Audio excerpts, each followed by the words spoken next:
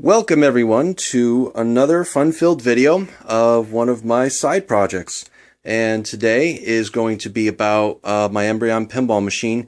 A series of edits I'm going to be going through here. As you can see that it's turned on, and I'm actually going to start disassembling the playfield right down to the wood. And the main purpose of that is to send it down to Arkansas. A company called HSA Pinball is going to restore it for me. And some of the things that they're going to fix is, and I'm not sure how well you're going to be able to see this on camera as I try to focus in on it, but over the years, you know, it's like someone put a longer screw than was needed for some of the bracketry for this slingshot bumper here, and just regular wear and tear. Looks like there's Mylar here, but there's not Mylar over here, probably because this was damaged at the time. You know, typical ball wear that you would normally see on a pinball machine of this age, and it's actually in pretty decent shape considering the years that it's been around. But I'm gonna have it fully restored. What they're gonna do is gonna have a graphics artist go and retouch up all the paint that's missing here, retouch up the graphics, and then they're gonna put a nice clear coat on this to protect it. And some of the typical places that you would normally find the wear on this particular game is you would find it around here, up the drop targets here. I've seen this area where it's completely destroyed. You don't even see the original paint or artwork anymore. But mine is not as bad. And then obviously you have the ball wear here, where the ball comes out from the chute, and then up obviously over here as well. So it's definitely in need of some love. But I figure that once I get this restored, that it's going to only increase the value of the game. And all the plastics are original. Granted, there are a few missing pieces here, which I actually do have. I just haven't had a chance to see. I have another one right here. I just haven't had a chance to re-glue them together. And I hear that CPR Playfields is going to be releasing a set of plastics for this game, which I hope to be first in line to grab them, because, hey, it's always good to have a nice reproduction playfield plastic set. The ones up here, a couple months back, actually it's more like last year, I had taken these plastics all off and sandwiched each of them between two pieces of glass, and I let it sit out in the sun. And what that did was it allowed them to, these things tend to curl up. A lot of heat gets built up with the incandescent light bulbs that are on the playfield, and it causes them to kind of scrunch up together and get a little wavy. You could still feel a little bit of the wave in here, but with it sitting out in the sun, I didn't want to. I've heard some people try a blow dryer or a heat gun. Some will even put it in your oven for like 10 minutes at 250 degrees, whatever the temperature is. I didn't want to take that approach because that could seriously damage these things that are obviously very hard to find on a game like this. But so far, I think they actually turned out pretty well. So the first thing I'm going to start off with doing is to take all the plastics off and put them in a place that is not going to get damaged. And then I'll proceed to start taking off all the metal pieces and everything. And I think the biggest challenge is actually going to be underneath the playfield, where all the mechanics are, where all the wires are. Everything that's they have a grounding wire that's actually stapled underneath the playfield, which I'll show later on in the video. That is held in by staples, and it's going to really be important for me to take pictures of how the playfield looks underneath, so when I go back to reassemble everything, because I'm not looking to disconnect any wires on solder or anything, I'm just going to unbolt everything and use the old glass here just to have it rest on top here while it's being restored. And when it's done, it should be easy enough just to slide the playfield right back underneath it and just rebolt everything down.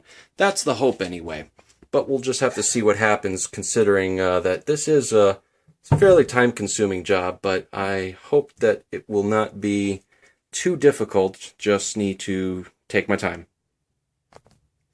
So through the magic of editing, you will see this playfield go from fully assembled to pretty much stripped down to the bare wood of the playfield, and we will proceed to go from there. And here is the semi-final result. All of the metal wire guards, plastics, all the posts that are part of the playfield have been removed. Some of these side pieces are actually connected to the side moldings, which are screwed from underneath. I'm going to take those apart once I start on the bottom of the playfield, and I am very careful as I was taking this apart. Each of the sections I started individually. Started in this section, called it the right flipper slinger area, then moved on to the right drop target captive ball, then rollovers, arrows, so on and so forth. So I did a 360 loop, and now I have all of the specific parts here. I got the center captive all area, left lane and sling flipper area, left drop target area, so on and so forth until you get all the way around the playfield.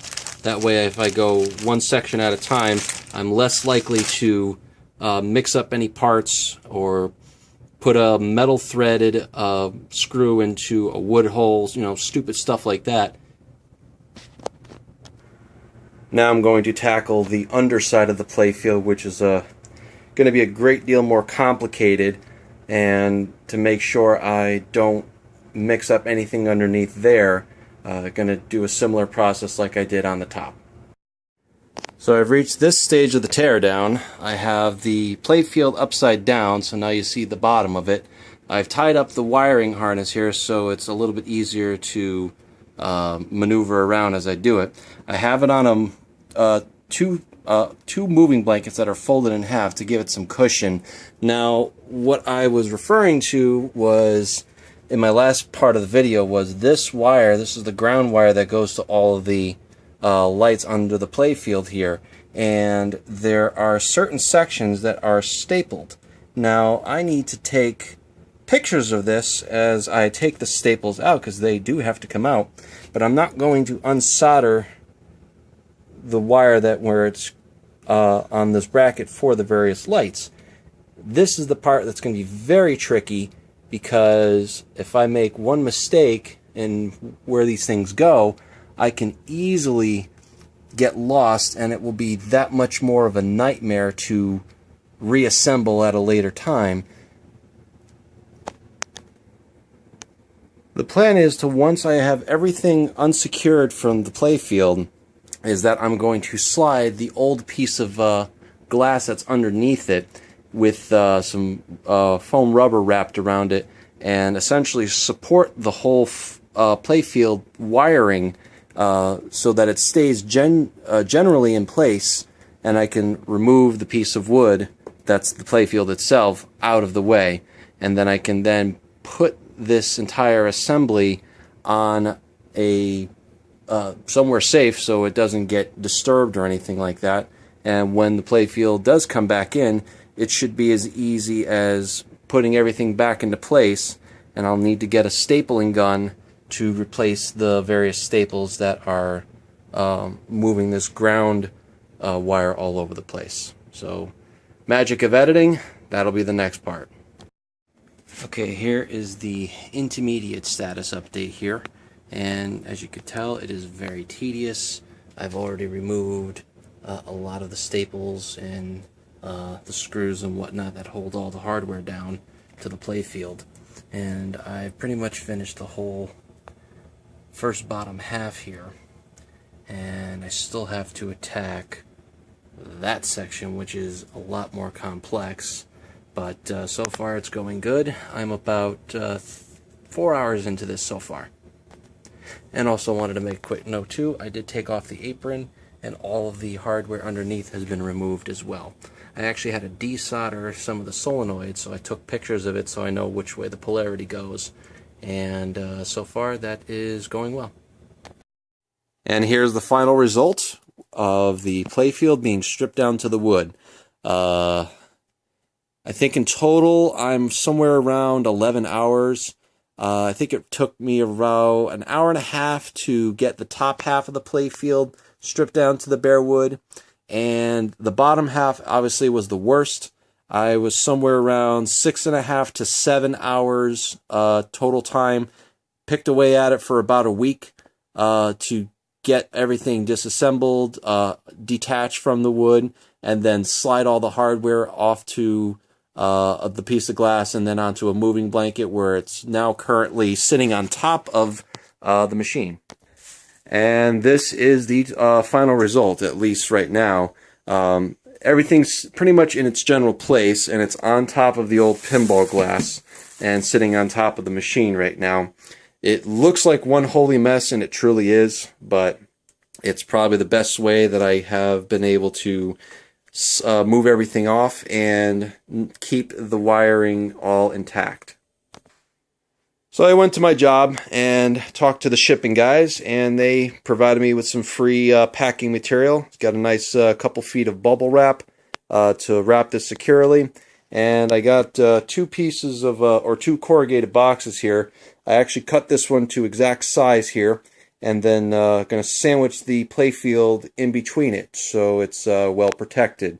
Definitely going to mark it, handle with care, fragile, don't bend, and don't use a utility knife, because a lot of times with parcel carriers, if they wanted to inspect what you're shipping, you know, if they want to cut away part of the material to see what's in there, you don't want to be sticking a utility knife here, especially after it's been restored. And if you see a cut mark somewhere, then that would probably ruin my day. I don't think I'm going to have to worry about that, though. I'm still going to cover off on my bases just to be sure, you know, prevent Murphy's Law from having a visit with me. Other than that, I probably won't see this thing for a few months. Embryon is one of those playfields that has very complex artwork, as you could tell, and there is a great deal of restore work to be done. And from what other people on the forums and what I've actually started to notice once I took everything apart, is that this playfield has seen some high moisture environment.